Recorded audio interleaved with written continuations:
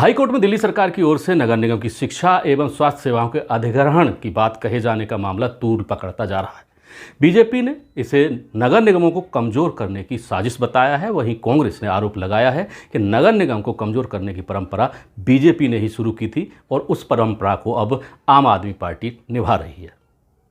नगर निगम के nursing staff की salary नहीं दिए जाने के एक मामले की सुनवाई के दौरान दिल्ली सरकार की ओर से कोर्ट में पेश हुए वकील ने कहा कि नगर निगमों की ओर से दिल्ली सरकार से पैसों की बार बार मांग का मसला लंबे समय से चला आ रहा है।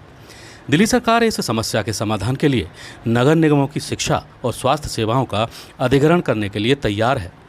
केजरीवाल सरकार के वकील के इस बयान के बाद राजधानी की सियासत में अचानक गर्मी आ गई है।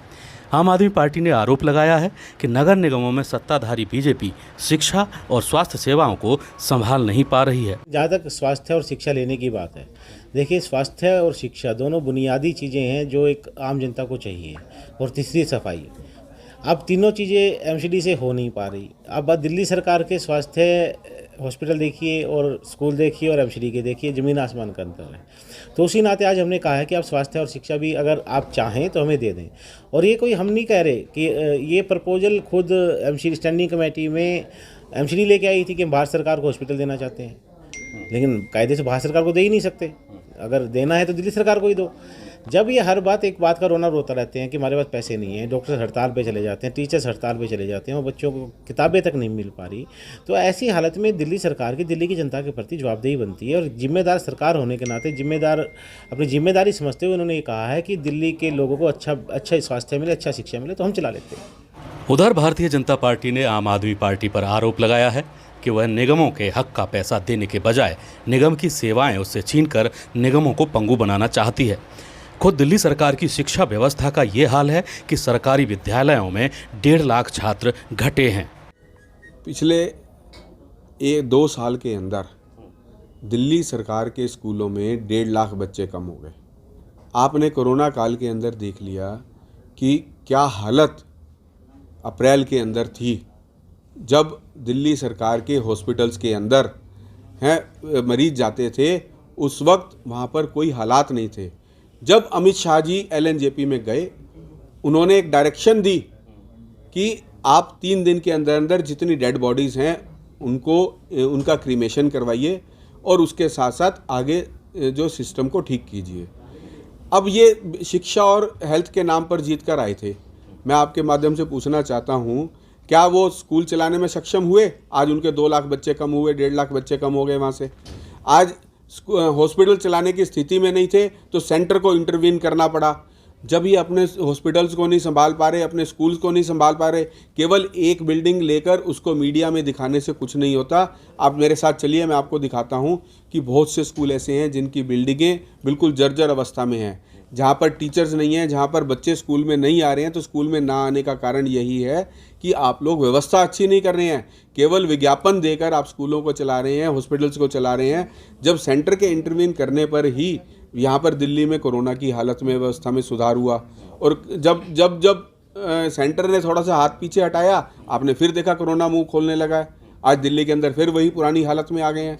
तो ये अपना काम कीजिए, अपना इनकी राजनीतिक मंशा है। ये इलेक्शन हार गए थे तो आज ये अपनी जो द्वेष है वो दिल्ली की जनता से निकाल रहे हैं। उधर कांग्रेस ने नगर निगमों को कमजोर करने के मुद्दे पर बीजेपी और आम आदमी पार्टी दोनों को आड़े हाथों लिया है। कांग्रेस का कहना है कि नगर निगमों को कमजोर करने का काम बीजेपी ने 1971 से शुरू किया था। सबसे पहले DTC को नगर निगमों से छीना गया था। इसके पश्चात जब बीजेपी 1993 में दिल्ली सरकार में फिर सत्ता में आई तो पहले नगर निगम से फायर ब्रिगेड और बाद में दिल्ली जल बोर्ड और दिल्ली का बिजली वितरण प्रणाली का काम नगर निगमों से छीन लिया गया। यही काम अब आम आदमी पार्टी कर रही है कि पहले DTC, जल board, DESU, fire and services, slum department, ये सारे बड़े बड़े विभाग जो थे नगर निगम के अधीन थे। लेकिन धीरे धीरे दिल्ली सरकारों ने पहले फायर सर्विसेज छीनी। सबसे पहले तो जब इनके भारतीय जनता पार्टी का यहाँ महानगर परिषद हुआ करती थी, उस समय पे इन्होंने यहाँ से उसको सबसे पहले फायर सर्विस डीटीसी को छीना। उसके बाद इन्होंने 1994 में फायर सर्विसेज को, जब इनकी भारतीय जनता पार्टी की दिल्ली में सरकार बनी, फायर सर्विसेज दिल्ली कॉरपोरेशन से ली इन्होंने। फिर 97 के बाद इन्होंने डेसू को, जल बोर्ड को अपने अधीन किया।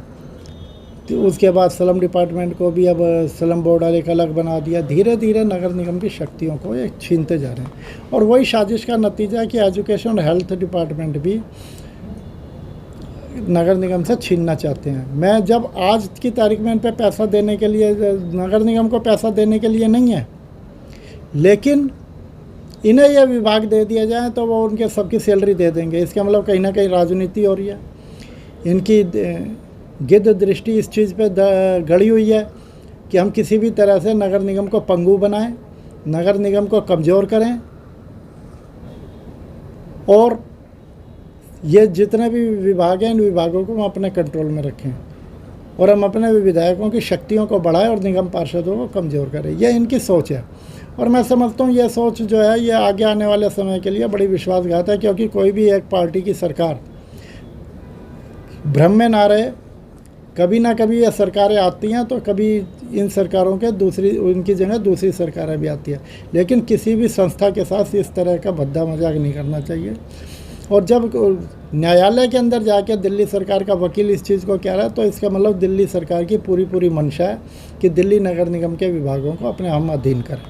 अब बीजेपी के नेता भले ही अपनी साख बचाने के लिए व्यवस्था का हवाला दे रहे हों, लेकिन ये बात तो सच है कि नगर निगमों को कमज़ोर करने की परंपरा बीजेपी ने ही डाली है।